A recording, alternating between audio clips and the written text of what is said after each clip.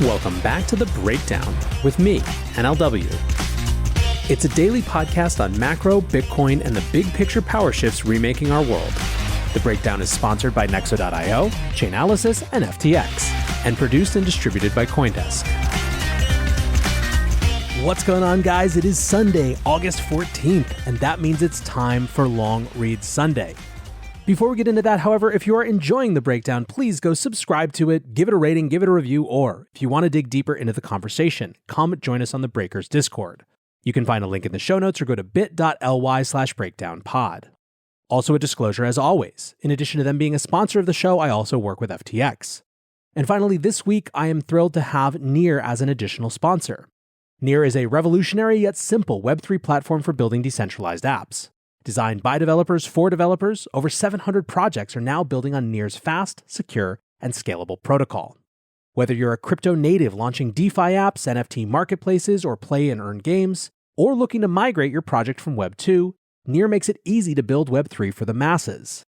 Near offers developers a variety of tools, resources, and support for building apps, empowering communities, and creating a more fair, inclusive, and equitable future.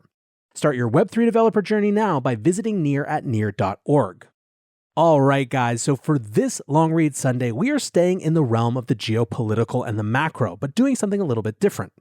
Zoltan Pozsar is one of the most followed thinkers in macro. Currently, he's at Credit Suisse.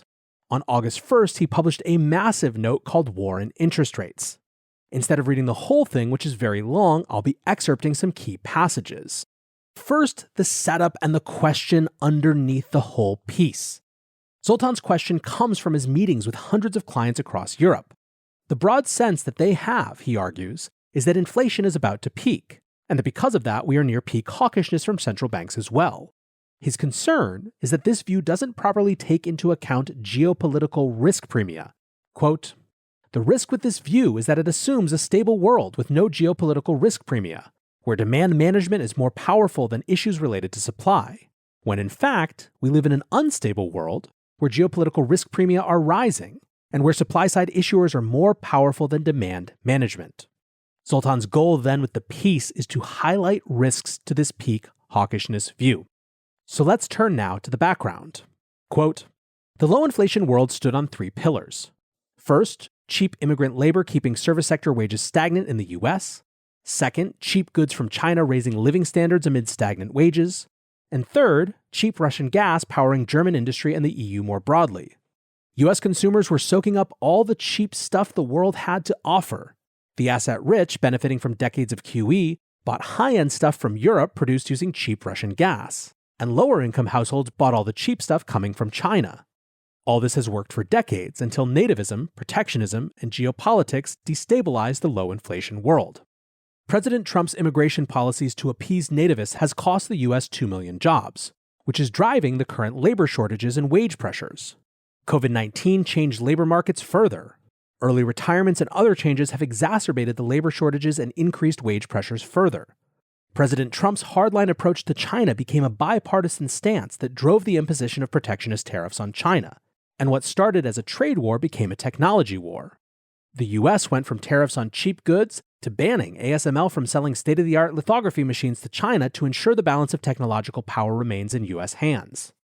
President Xi's zero-COVID policy continues to frustrate the flow of cheap goods, causing occasional cardiac arrests in global supply chains and backlogs at ports. Trade and economic relations between the US and China became inflationary, in contrast to previous decades where US-China relations were deflationary. President Putin's efforts to make Europe dependent on cheap Russian gas in order to tip the balance of economic power in Europe away from the US were frustrated by the US sanctioning Nord Stream 2 last November. And President Putin's frustration with the shifting balance of military power in Europe, NATO, then spilled over into a hot war in Ukraine on February 24th, which supercharged the economic war. Both sides went nuclear quickly, economically speaking. The US weaponized the US dollar, and then Russia weaponized commodities. All of this, Zoltan says, leads to the new reality, the war economy, where heads of states matter more than heads of central banks. Within this framework, the policy objectives themselves are changing. Quote, "Central banks went from waging a war against deflationary impulses coming from the globalization of cheap resources, labor, goods, and commodities, to cleaning up the inflationary impulses coming from a complex economic war. Think of the economic war between the US, China, and Russia as something that will weaken the pillars of the globalized low inflation world described before. The process will be slow, not sudden, but it will be certain, where ongoing economic tits for tats will have the potential to drive more and more inflation. Think of the economic war as a fight between the consumer-driven West, where the level of demand has been maximized, and the production-driven East, where the level of supply has been maximized to serve the needs of the West, until East-West relations soured and supply snapped back.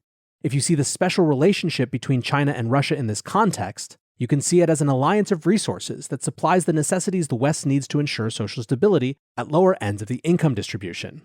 Think of Russia as a global systematically important bank of commodities, and China as a global systematically important bank of factories, that are the world's biggest producers of commodities and consumer goods respectively, providing two pillars of the low inflation world we described above. By extension, Russia and China have been the main guarantors of macro peace, providing all the cheap stuff that was the source of deflation fears in the West, which in turn gave central banks the license for years of money printing or QE. But now that the pillars of the low inflation world are changing, central banks are done with fighting deflation with asset price inflation and are now fighting inflation with asset price deflation. Central banks are adapting to a world that's gone from having too much stuff and not enough demand to a world that has not enough stuff and too much demand. Today's inflation is more about supply and less about demand, and is more about geopolitics than domestic politics. In times like these, security of your assets should be your number one priority. If you want to offset risk as much as possible and still stay in crypto, you need a trusted partner by your side. Nexo is a security-first company that manages risk by relying on mechanisms such as over-collateralization, real-time auditing, and insurance on custodial assets. Learn more about Nexo's reliable business model and start your crypto journey at nexo.io. That's nexo.io. Eager to make more informed decisions around crypto? Chainalysis is here to help. Chainalysis demystifies cryptocurrency by providing industry-leading compliance, market intelligence, and investigations support for all crypto assets for organizations like Gemini, Crypto.com, and BlockFi. Gain unparalleled visibility and maximize your potential with the leading blockchain data platform by visiting us now at chainalysis.com/Coindesk. The breakdown is sponsored by FTX US. FTX US is the safe, regulated way to buy and sell Bitcoin and other digital assets, with up to 85% lower fees than competitors. There are no fixed minimum fees, no ACH transaction fees, and no withdrawal fees. One of the largest exchanges in the US, FTX US is also the only leading exchange that supports both Ethereum and Solana NFTs. When you trade NFTs on FTX, you pay no gas fees. Download the FTX app today and use referral code BREAKDOWN to support the show. Now then, what is the US's place in all of this? Quote, whether Jerome Powell will be remembered by economic historians as Paul Volcker or Arthur Burns depends on the course of the economic war. A war where East and West are engaged in unrestricted economic warfare to tip and to maintain, respectively, the global balance of power in three domains: the military domain, the technology domain, and lastly the production domain, which links commodity producers, production facilities, and shipping companies in the East to consumers in the West through a complex web of supply chains. If we're right that the economic war is the right context to understand inflation, then Western central banks will not have any good options to slay inflation. They can surely reduce demand by raising rates, but what if supply curves shift inward faster than demand curves? The market doesn't think much about that. And then we get to maybe the most important line in the entire piece, the line that sums it all up. Quote, the unfolding economic war between great powers is stochastic and not linear, and what inflation will do in the future does not only depend on the shocks that occurred in the recent past, but also on the many shocks that can happen still. These include more sanctions and the further weaponization of commodities, and more technology sanctions and further supply chain issues for cheap goods. Getting right where inflation goes from here is basically a matter of perspective. Do you see inflation as cyclical, a messy reopening after COVID, exacerbated by excessive stimulus, or structural, a messy transition to a multipolar world order, where two great powers are challenging the might and hegemony of the US? If the former, inflation has peaked. If the latter, inflation has barely started and could actually be understood as an outright instrument of war. For as Lenin said, the best way to stabilize the capitalist system is to debase the currency. Today, it's time to think about the risk of inflation staying higher for longer due to economic warfare, and less about inflation being driven by a messy reopening process and stimulus. What then about the inflation that we have? Zoltan goes on. Today's inflation is mostly a story about the revenge of headline inflation, combined with an extremely tight labor market in the service sector in the US and the developed West more generally. The tightness of the labor market is the result of protectionist immigration policies in the US or Brexit in the UK, and early retirements and much less global labor mobility due to the pandemic, and the revenge of food and energy prices is the result of the war in Ukraine. After decades of neglect, food and energy prices can't be stripped out to focus only on core inflation. Food and energy prices, basic everyday necessities, are especially dangerous in a structurally tight labor market. As workers demand higher wages not when discretionary items like TV screens and cars cost more, but when necessities cost more. Inflation today is simply everywhere. It's plain impossible to talk to anyone who doesn't complain about rising prices, or to read the financial press without articles about inflation. It's also impossible to have a client meeting where inflation is not the center of discussion. So what is to be done? Simply more of the Volcker-esque inflation breaking interest rates of the 1970s, right? Not necessarily, says Pozsar.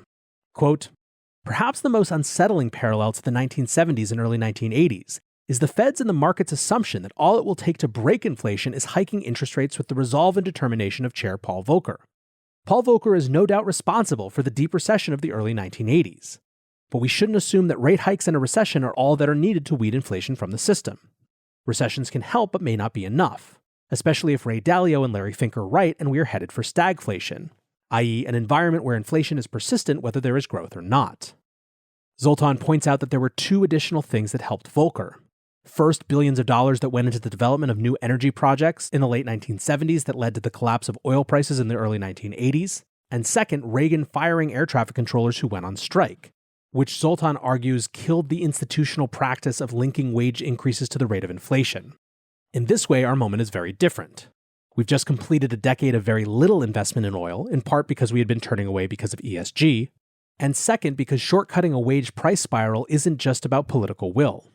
Quote, we have a bigger problem, a shortage of labor, particularly in services, which is due to a mix of factors such as tougher immigration policies to appease nativists, early retirements and other labor market changes driven by the pandemic, and extreme wealth gains sapping labor force participation on the one hand, feel rich, work less, and driving demand for services on the other, feel rich, spend more. It's a mess. It's easier to deal with the politics of wage setting than it is to grow people. Even in the matrix, that's possible only over time. Until then, we are stuck with a labor shortage, and President Biden's top labor lawyer is the anti-Reagan. She's encouraging the unionization of workers from Amazon to Starbucks. Now, when it comes to what the Fed needs to do, Zoltan thinks that the discourse is off. Quote, the market's recession/no recession soul searching is ridiculous. If the inward shift of supply curves across multiple fronts, labor, goods, and commodities, is the main driver of today's inflation, if demand needs to be curbed significantly to slow inflation, and if a substantial reduction of aggregate demand means an L-shaped path for the economy, why is it so bloody hard to see that we need a recession to curb inflation? Instead of the question of whether, why don't we think about the depth of the recession needed to curb inflation? The market can talk all it wants about a soft landing, but as explained above, we need an L-shaped adjustment in activity, and an L shape has two parts. The first part, which you can think of as a vertical drop, perhaps a deep recession. Second, a part which you can think of as a flat line, stagnation as in stagflation. Zoltan wraps by basically arguing that the Fed pivot is wishful thinking. Quote, once you go down the path of invoking Paul Volcker's legacy, you can't avoid making good on that promise. If you do, you damage the Fed's reputation irreparably. The risks are such that Powell will try his very best to curb inflation, even at the cost of a depression, and not getting reappointed. Between a deep recession and damaging the Fed's reputation as an institution, the deep recession is the lesser of two evils. The former is public service. The latter is public disservice. The former is a central banker's clear conscience. The latter is a lifelong burden. So I'm going to wrap there. I highly recommend that you read the whole piece. Hold aside all the specifics. The question at the center of it is basically, what if we're thinking about inflation in all the wrong ways? And that instead of this inflation comporting to an old cycle, this is actually the beginning of a very new cycle, where what is driving inflation and what can cause inflation in the future comes from a very different set of factors. I think I probably run the risk of over-ascribing things to larger geopolitical contexts, versus some of these more cyclical factors. But I think given how little that's the discussion in mainstream financial discourse, it's worth spending some time with the argument. Anyways, guys, a lot of food for thought on this Long Read Sunday. For now, I want to say thanks again to my sponsors, Nexo.io, Chainalysis, FTX, and Near, and thanks to you guys for listening. Until tomorrow, be safe and take care of each other. Peace.